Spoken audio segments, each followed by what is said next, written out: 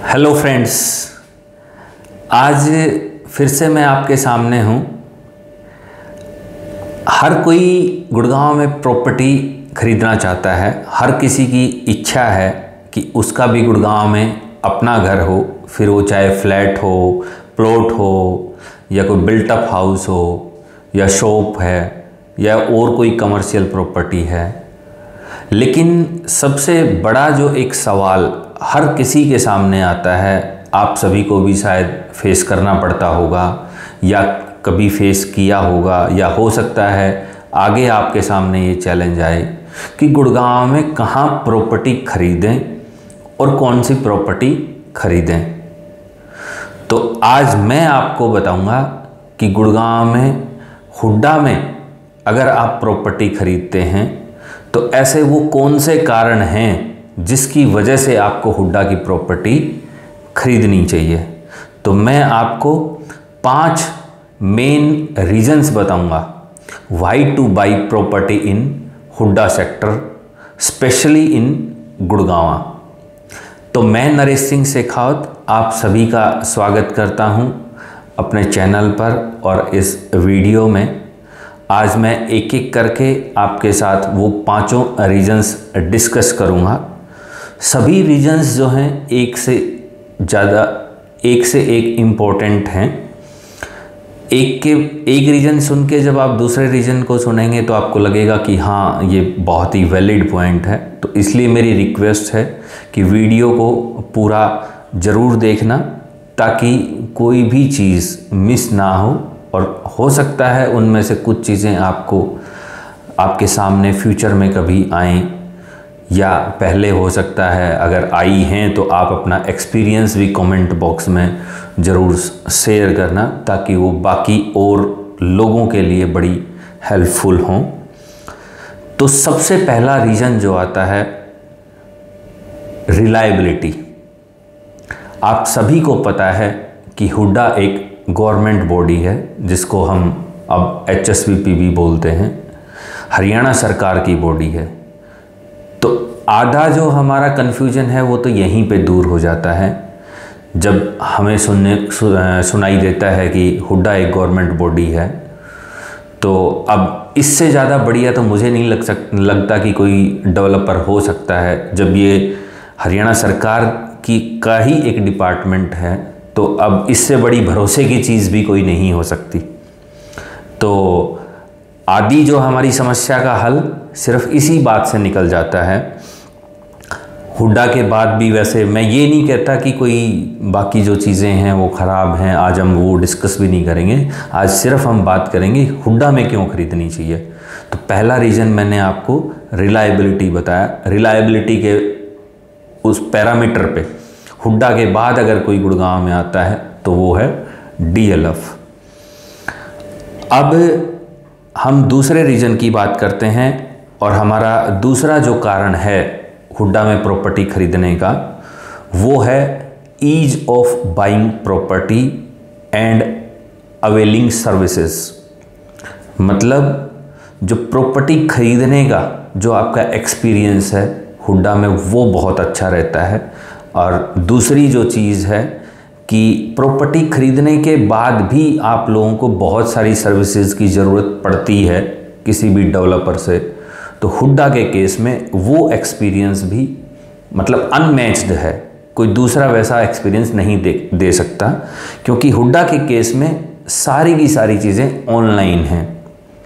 आपको transfer permission apply करनी है, कभी प्रॉपर्टी बेचनी पड़ती है, या आपको कंस्ट्रक्शन करने के लिए भी बहुत सारे स्टेप्स पर हुड्डा की ज़रूरत पड़ती है। कभी नक्शा पास करवाना है, फिर कभी आपका OC लेना है, या फिर कभी डिवीज़न करानी है अगर आपको फ्लोर बनाने हैं। हुड्डा के केस में सारा का सारा प्रोसेस ऑनलाइन है। आपको घर बैठे सारी की सारी सर्विसेज अवेल हो जाती हैं। ये एक बहुत बड़ा हुड्डा के केस में बेनिफिट है जो आपको बाकी जगह देखने को नहीं मिलता है। तीसरा जो सबसे मेन जो रीज़न है वो है हमारा एप्रिसिएशन।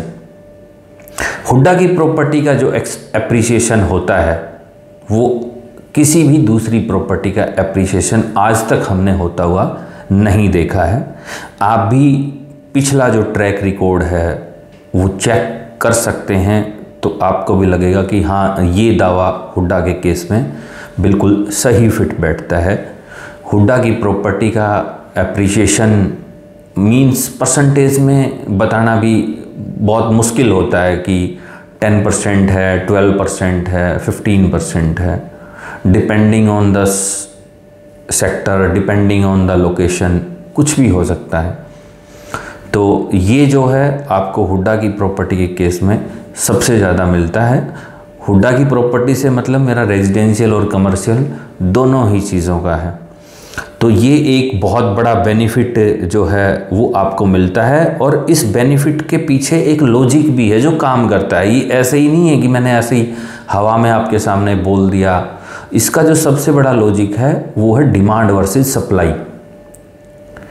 हुड्डा की प्रॉपर्टी हर कोई खरीदना चाहता है, लेकिन मार्केट में इन्वेंट्री लिमिटेड है। लिमिटेड प्रॉपर्टी आपको ओपन मार्केट में मिलेंगी, जबकि बायर जो है वो बहुत ज़्यादा है। तो जब प्रॉपर्टी लिमिटेड है और बायर ज़्यादा है, तो अपने आप ही वो प्रॉपर्टी एप्रिशिएट होगी, उसे कोई भी नहीं रोक सकता, कोई चाह के भी नहीं रोक सकता। तो ये जो डिमांड वर्सेस सप्लाई का जो खेल है, और आप सभी को शायद मालूम होगा कि हुड्डा अब कोई नया सेक्टर भी डेवलप नहीं करती है।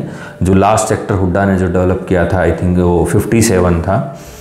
तो ये जो डिमांड वर्सेस सप्लाई का खेल है, ये इस हुड्डा की प्रॉपर्टी खरीदने के लॉजिक को बहुत ज़्यादा मजबूत कर देता है। यही एक रीज़न है एप्रिसिएशन का। बाकी हुड्डा के केस में आपको ऐसा नहीं मिलेगा कि हुड्डा ने अब 5 किलोमीटर बाहर जाके, 7 किलोमीटर बाहर जाके कोई सेक्टर डेवलप करना स्टार्ट कर दिया, नहीं।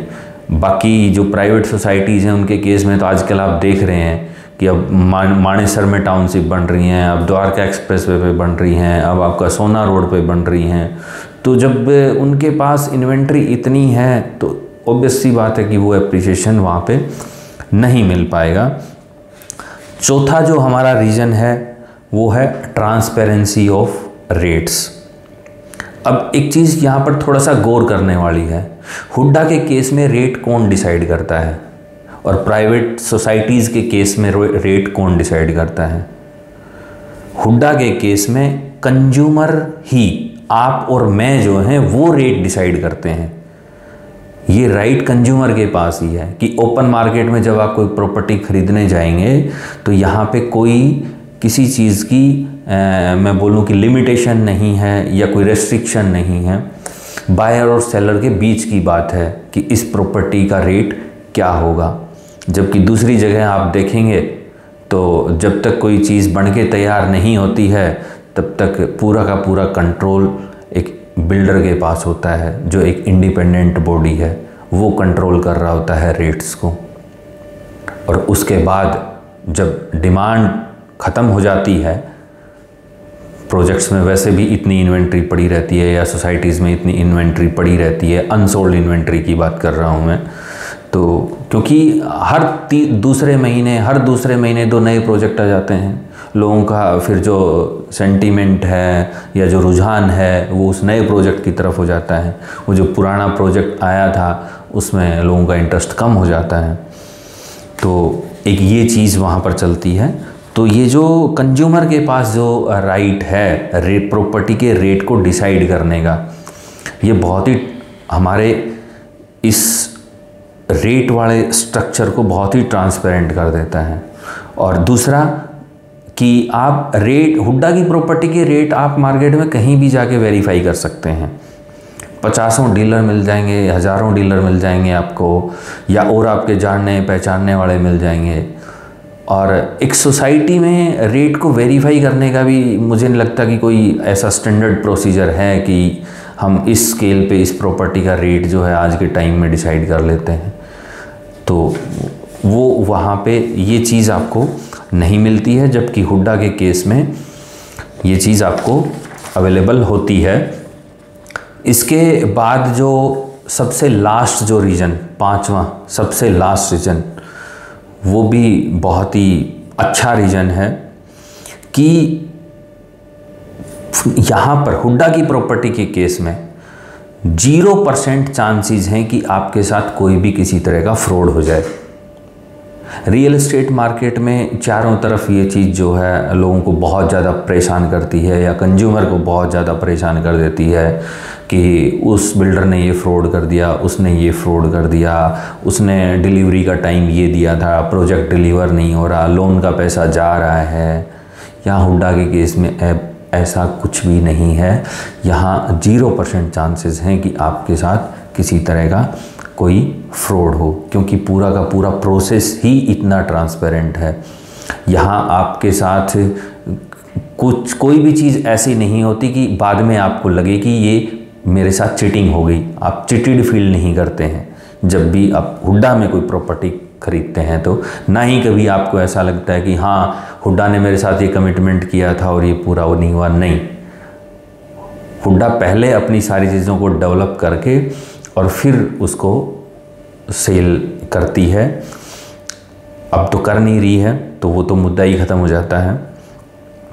और उसके बाद भी अगर मान लिया रोड्स की बात करें, इंफ्रास्ट्रक्चर की बात करें, जो भी आपकी रोज़मर्रा की ज़िंदगी की ज़रूरतें हैं उनकी बात करें, तो यहाँ पे बड़ा सिंपल सी चीज़ें हैं कि आप एक एप्लीकेशन जो भी उस रेलिवेंट बॉडी है वहाँ पे दो और आपका काम वो जो है हो जाता है। तो यहाँ किसी तरह के फ्रॉड का कोई चांस आपके साथ नहीं है। तो ये 5 रीज़न हैं जो मुझे लगता है कि बहुत ज़्यादा इम्पोर्टेंट हैं, आप सभी को जानना चाहिए इनके बारे में। और जब भी प्रॉपर्टी ख़रीदें तो ज़रूर इनके बारे में आपको विचार भी करना चाहिए। और 100 बातों की एक ही बात है लास्ट में कि आदमी को हमेशा ज़मीन से जुड़ना चाहिए। हवा से बातें करने वालों का ना तो कभी पहले भला हुआ है और ना कभी भला होने की कोई संभावना है। शायद मेरी इस लाइन से आप समझ गए होंगे कि मैं किस तरफ इशारा कर रहा हूँ। तो अगर आप भी हुड्डा सेक्टर्स में किसी तरह की कोई प्रॉपर्टी ख़रीदना चाहते हैं या ऑप्शंस एक्सप्लोर कर रहे हैं, तो मेरे पास सभी सेक्टर्स में काफ़ी अच्छे ऑप्शंस हैं। चाहे फिर प्लॉट की बात हो या फिर इंडिपेंडेंट हाउसेस की बात हो या फ्लोर्स की बात हो, आपको सभी ऑप्शंस मिल जाएंगे। आप मुझे 9119119605 पर कॉल कर सकते हैं या इसी नंबर पर आप मुझे व्हाट्सएप भी कर सकते हैं। और जाते जाते वही एक रिक्वेस्ट मेरी हमेशा आपसे रहती है कि अगर ये मेरी बातें आपको समझ में आती हैं, मेरे वीडियो अगर आपको अच्छे लगते हैं, तो प्लीज़ चैनल को सब्सक्राइब कीजिएगा और अपने सभी जानने वालों के साथ इसको शेयर कीजिएगा, क्योंकि बहुत ही जल्दी हमारी भी जो YouTube फैमिली है वो 10,000 की होने वाली है।